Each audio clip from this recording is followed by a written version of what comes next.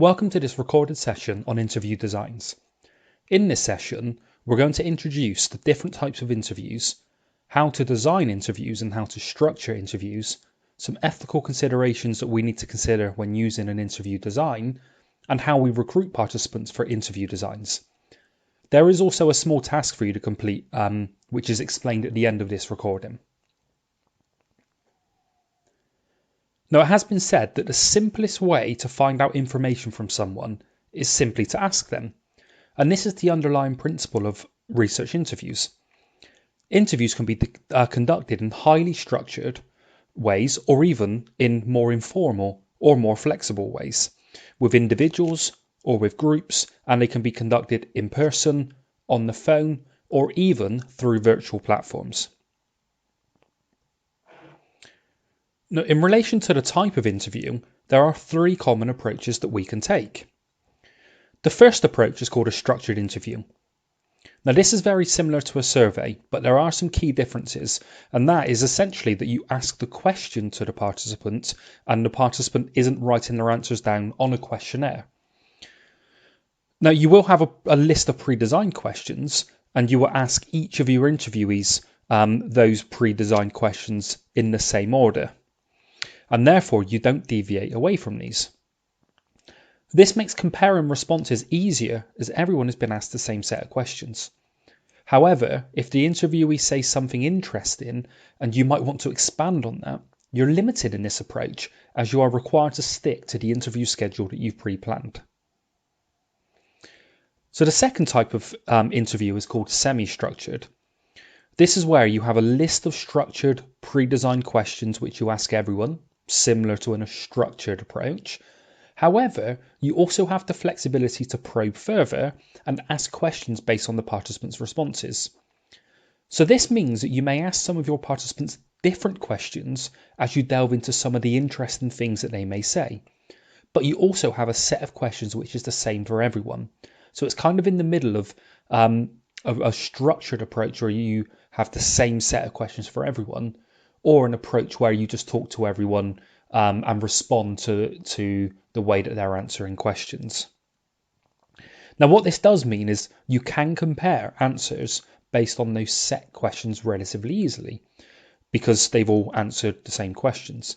But it also means you can gather some richer data because you've been able to deviate and go off in tangents based on the responses the interviewees have given you. And this is probably the most common approach in sports-related research, particularly for university students.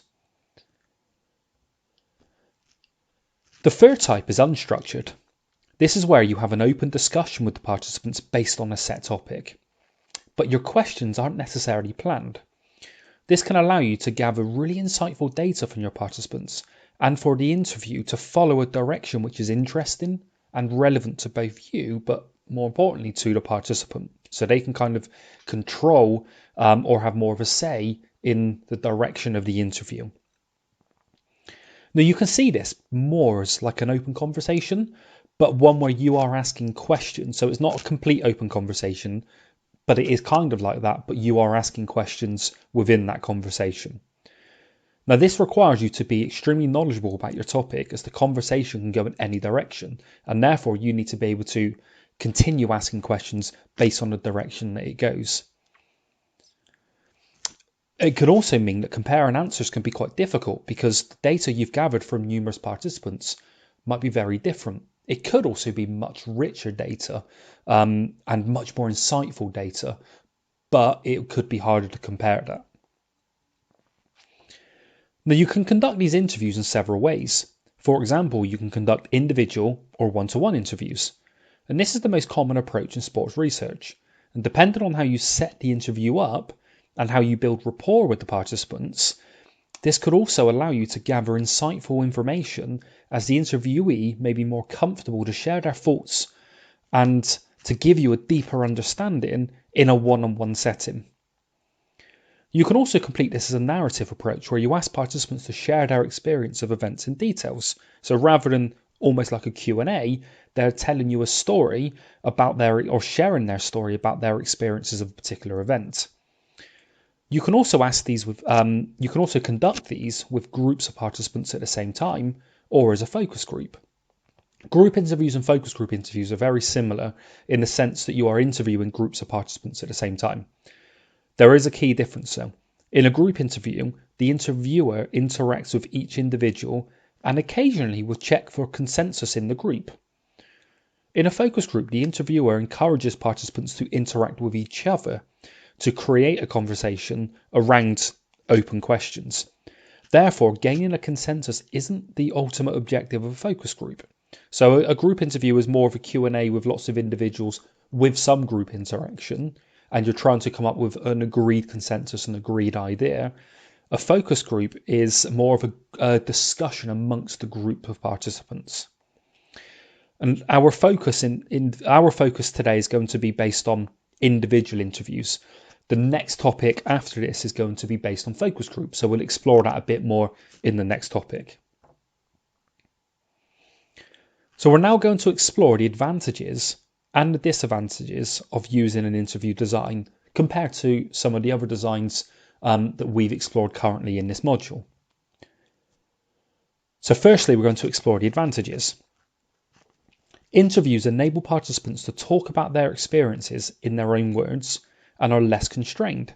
For example, in surveys, they may be limited by the space they have to write in. So the text box size that you might give them will limit what they can say or how much they can say. But also they might be limited in a survey in terms of how they interpret the question. So in interviews, the participant can ask for clarity of questioning, or they can talk for longer periods of time. Interviews collect information from the respondent's point of view, so we have the chance to view it from their perspective. And that can be really important because in research, we want to explore how people perceive particular topics or particular things.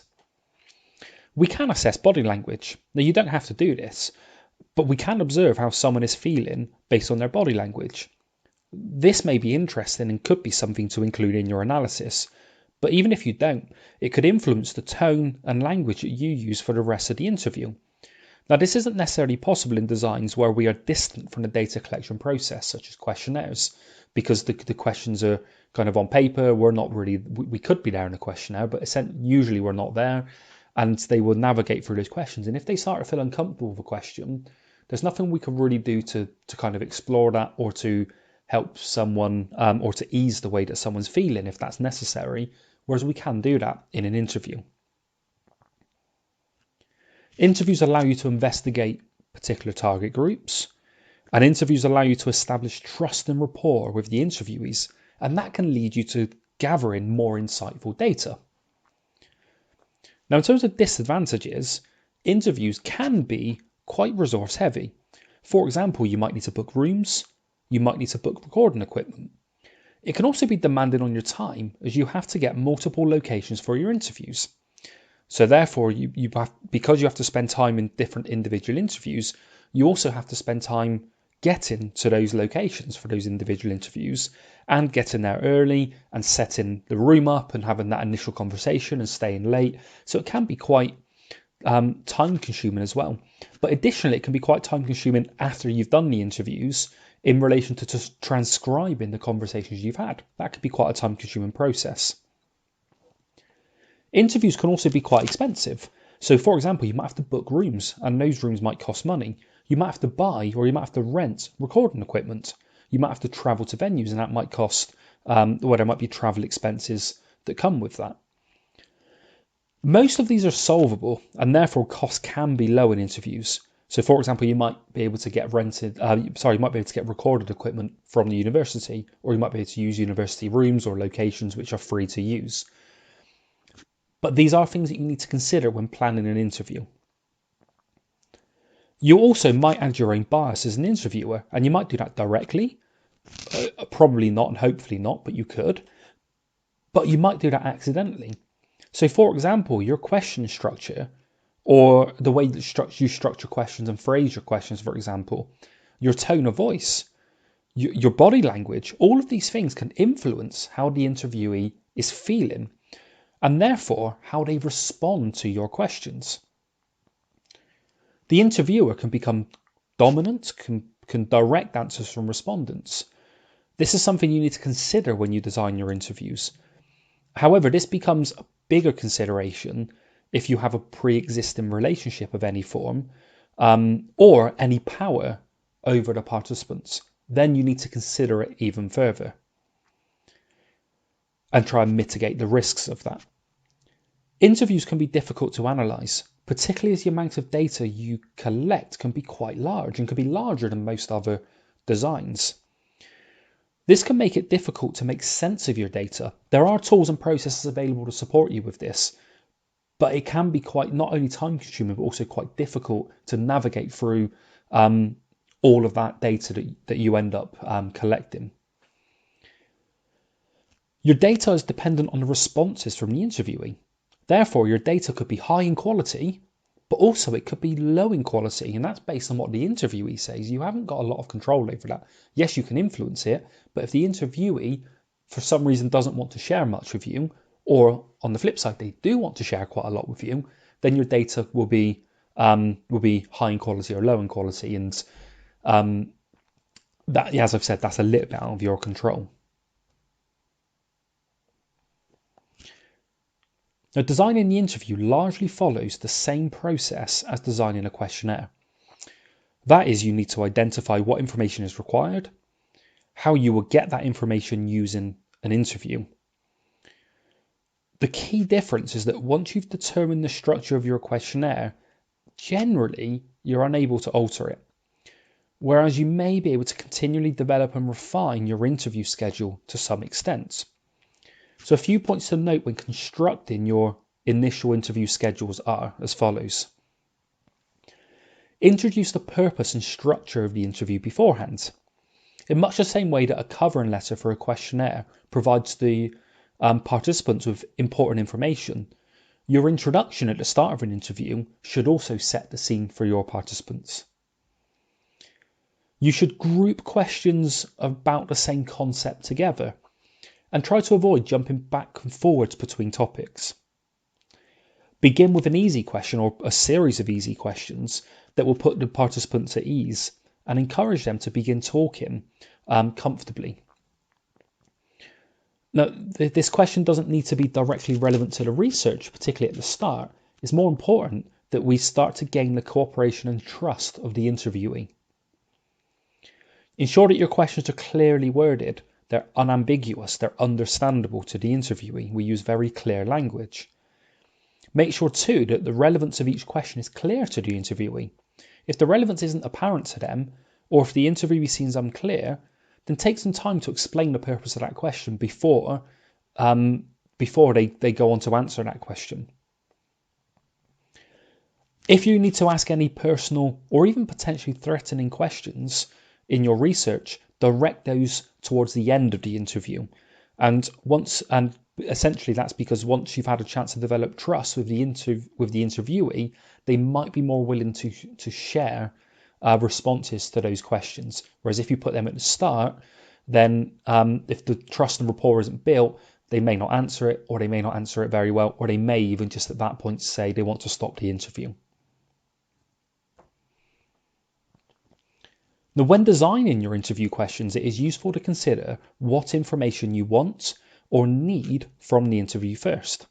And this will help you plan your interview questions. For example, do you want to gather information about the interviewee's behaviour or beliefs about a topic? If so, you will need to ask questions that relate to this. So considering these 6 types of questions may help you structure your interview schedule. And the question types are behaviour or experience, opinion or belief. Your question type might be based on feelings and emotions that we might want to gather from people. It might be based on knowledge and gathering pieces of knowledge from participants.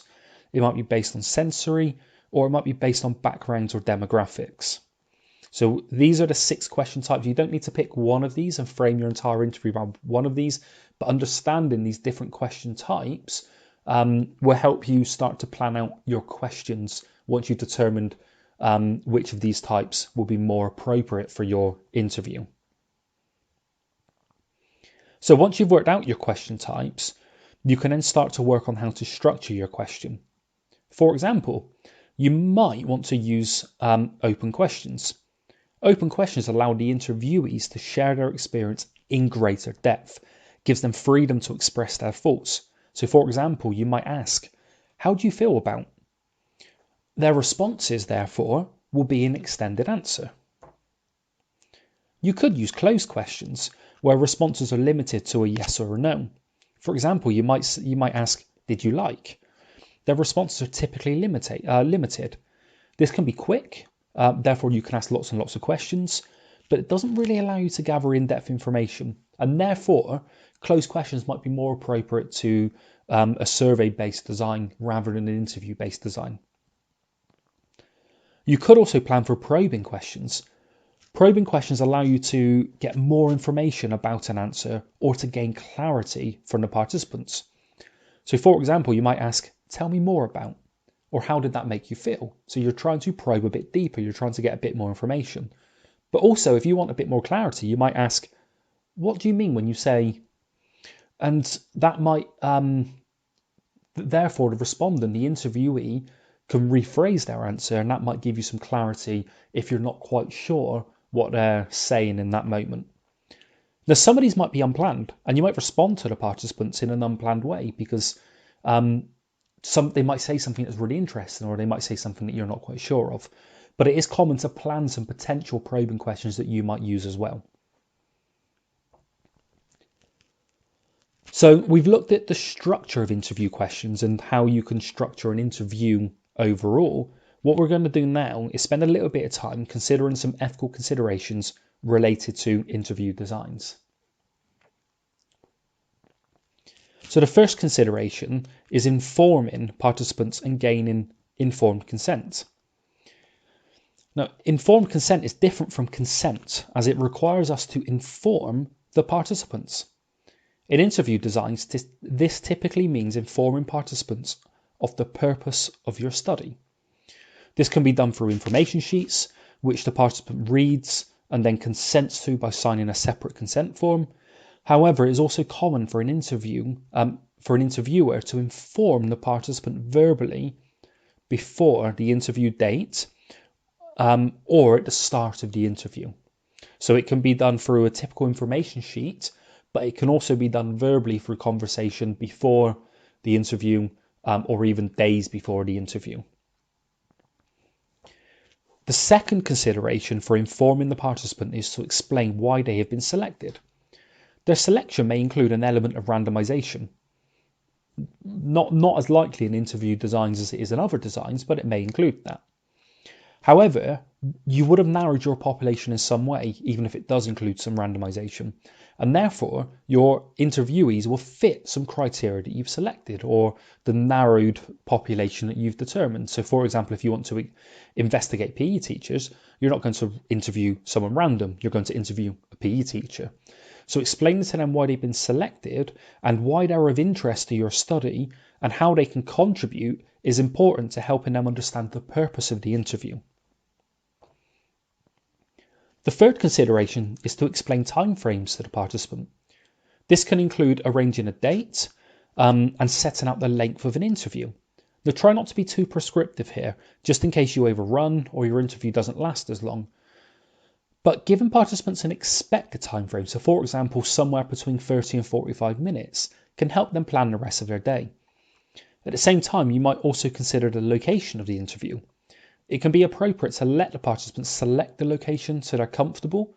However, through a discussion, it is likely you will agree a location which suits you both logistically and also suits you both in terms of making sure you're both comfortable. The fourth consideration is to inform participants how you're keeping their data secure. And this includes personal information you might hold about them, such as their name, gender, age, etc. But this also includes interview recordings and transcripts of your interview. You should only hold on to these for as long as necessary and explain to them that as soon as it's no longer necessary, you will be deleting them from your records. You will need to ensure that all of this information is stored securely. So for example, on password protected computers in password protected files or in locked cabinets. Now, once you've transcribed your interview, there's no need for the audio version anymore. So at that point, and you should make this clearer to the interviewee, you would delete the audio recording permanently. There will also become a time frame where you won't need the transcript anymore. So for example, once you've published or submitted your assignment, in if it's a dissertation or if it's a publication, once you've submitted it, you might keep the transcription for a period of time, but the likelihood is it won't be needed any longer, and then at that point it can be deleted. The fifth consideration is to inform participants how you're ensuring their confidentiality. This is more challenging in a recorded interview, as they might be worried that people can hear their voice and they might recognize them and work out who they are. So you'll need to explain how you're transcribing interviews and ensuring no voice recordings are being used in the research or for any other reason. Those recordings are essentially there to help you transcribe. It is also a common approach to use false names for interview participants. This is known as a pseudonym, and you can explain, or you should explain this to the participants, so you would use a fake name for them. This can be more challenging in group and focus group interviews, as others will hear the interview, and those people might leak details or share what they've heard from others. This is something you'll need to be honest about. You can't guarantee confidentiality in a group interview, but you can ask all participants to agree upon not doing that and then to sign that in terms of consent. But you're not in control of that. In an individual interview, you can guarantee confidentiality because you're not going to release anything. You have to provide those guarantees to individuals. The sixth consideration is to inform participants how they can contact you if they want to withdraw from the study or have particular extracts removed. So they might have said something about a boss or an old job or something like that, and having had some time to reflect upon it, they might actually want that to be taken out and they might not want that published. Now, you also need to make sure that they know the date, that the cut-off date that they can withdraw all of their interview or part of their interview. Now, if they request for you to withdraw after the cut-off date, there's no guarantee you don't have to accept that. It might be that your data's already been published. But you also, if it's not been published yet, you may decide it's the right thing morally to do is to withdraw their information. But you need to make that clear. There's a cut-off date. You can withdraw for any reason or the whole interview or parts of it up to this date. After that, there is no guarantees that you'll be able to agree to their request. And the seventh consideration is to inform participants about how they can access your study's findings. Now, it's common to share a summary of your findings to participants so they can see how their interviews have contributed to your study. If participants know this in advance, they may be more motivated to take part because they know that they're going to receive a summary of the findings and how they have contributed to your study and therefore to research.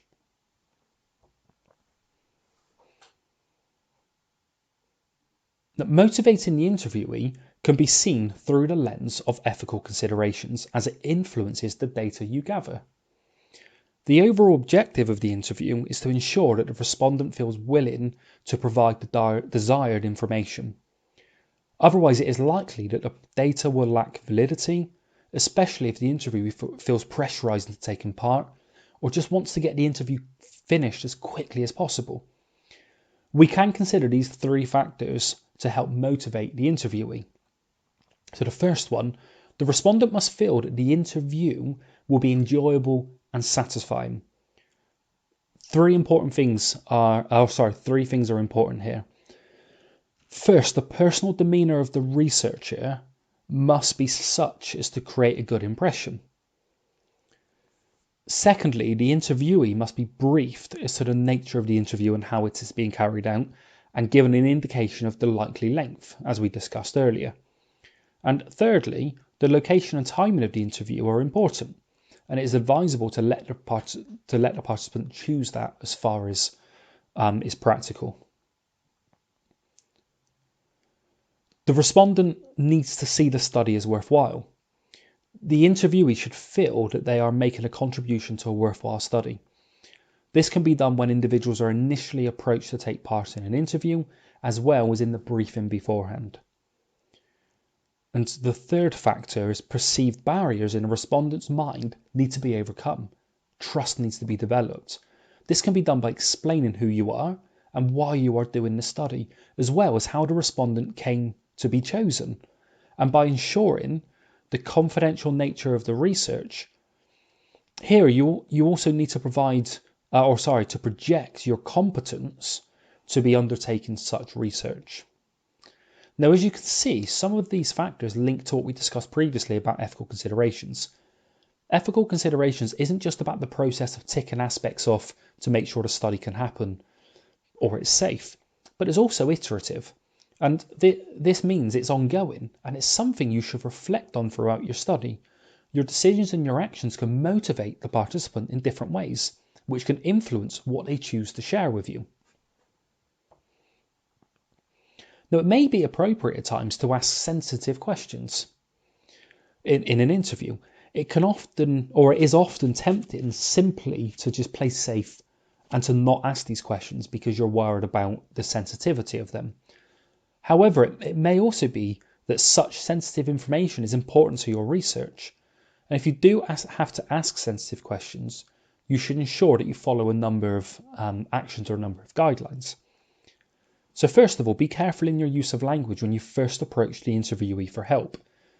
Avoid phrases such as, "I want to investigate," which may imply that you are looking to uncover something underhand. So use neutral language, such as, "I'm hoping to explore." The second guideline is don't ask any sensitive questions at the beginning of the interview. I know we said this before, but it is important to reiterate. Wait until you've established trust and rapport with the interviewee. The third guideline is try not to ask such questions in any way that can be construed as loaded. This is one area where piloting of the interview can be extremely useful. And the fourth guideline is ensure that it is clear to the respondent, if at all possible, why you are asking the question. If the respondent can see the face validity of the question, then they are more likely to give you a response, even if it's sensitive. If you are seriously worried about asking a particular question or series of questions, then acknowledge that to the interviewee. So be open, honest, and demonstrate your vulnerability with it if that's how you're feeling. You're more likely to get a response because that will help you build trust and rapport and respect with the participant. Now, interviews must be recorded in some form. It's simply not possible to just rely on your recall of the interview alone. Now, your choice generally is between writing notes at the time, audio recording, or video recording. Sometimes the interviewee would determine the choice of method, in that certain individuals may be uncomfortable being recorded. Now, taking written notes during the interview has two distinct advantages. First, it precludes any potential problems created by using recording equipment. So, for example, some responses might not be audible. That could be based on the distance of the recording or background noise, or just a certain word that someone will use. It might not be audible when you listen back to it. There could be battery failure, and so on and so on. Secondly, if the researcher records only data that is relevant to the research questions through writing notes, then time will be saved in identifying and discarding irrelevant data, because if you record it and listen back to it, you will have streams and streams of what you will end up discarding. So if you just write notes at a time, you will be discarding that in the moment. Therefore, the notes that you write will only be important and relevant. Now, recording the interview does allow you to build more rapport with the participants, and that might result in more information being divulged from the respondent. This does, however, mean that you will have much more data to analyse and also a greater deal of irrelevant material. But it does allow you to build that rapport and potentially gather more insightful data. Now, as you're likely to only have one chance to undertake each interview, if it's a bad interview, you're unlikely to be able to pull the same participant back and redo it.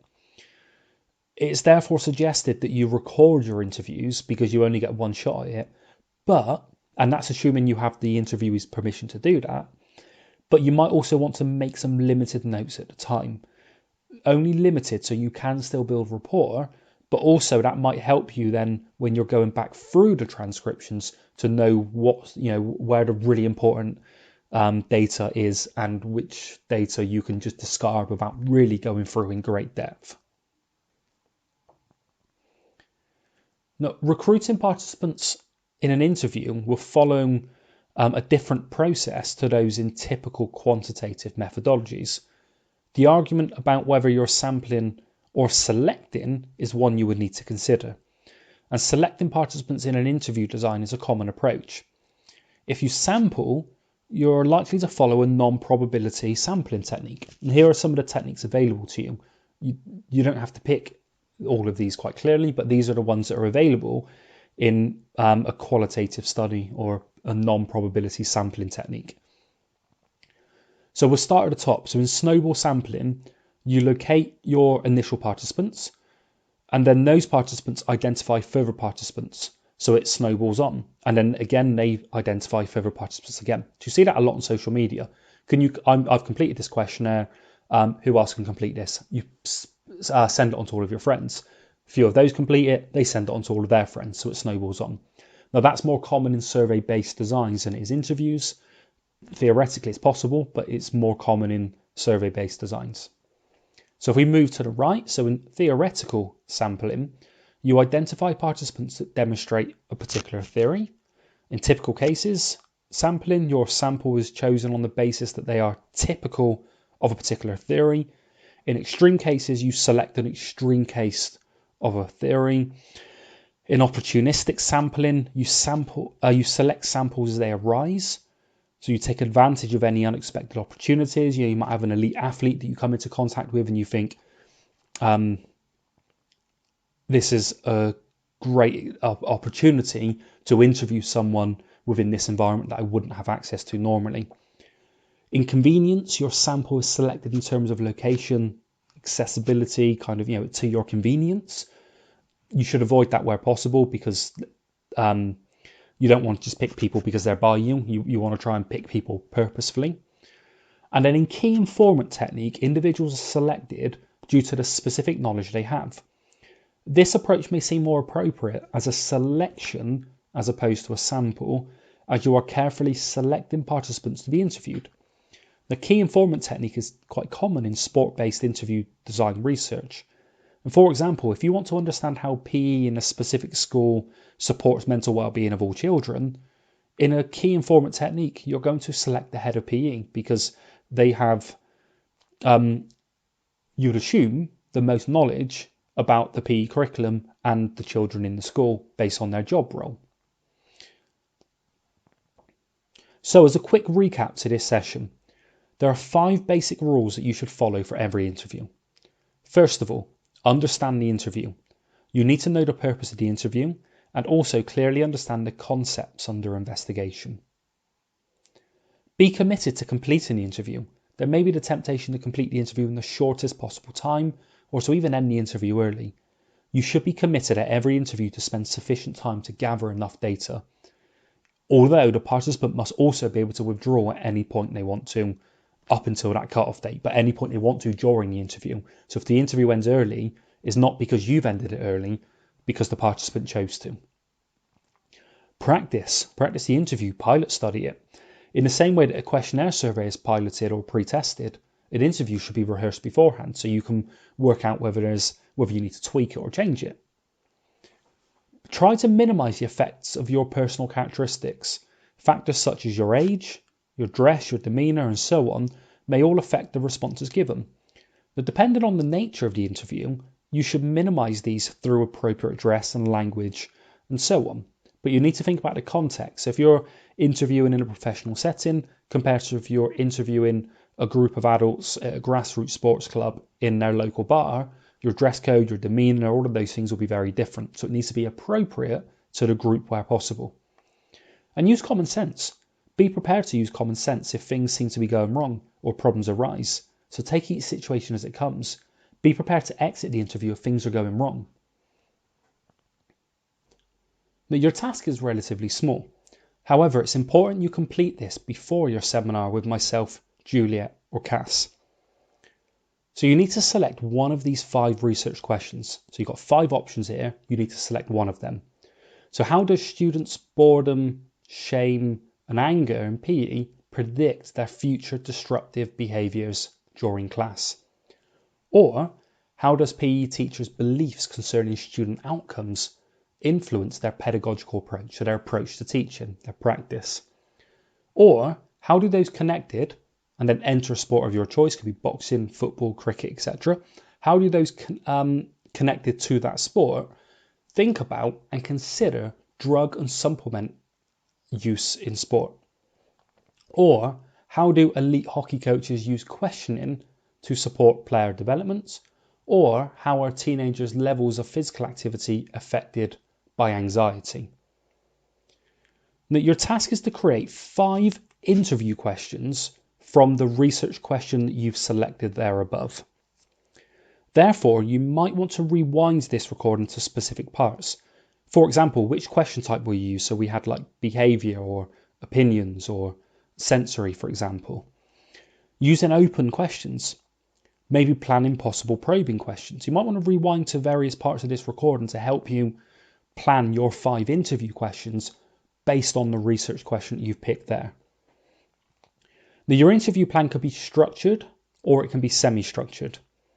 And you will use these 5 questions in the seminar as you're going to have a go at interviewing one of your peers based on this. It's going to be quite informal, the interview. Don't worry, it's not going to be anything major and it's not going to be in front of other people, but you're going to have a go at interviewing someone based on the 5 interview questions you come up with, and then you can reflect upon that, which will form part of your portfolio task.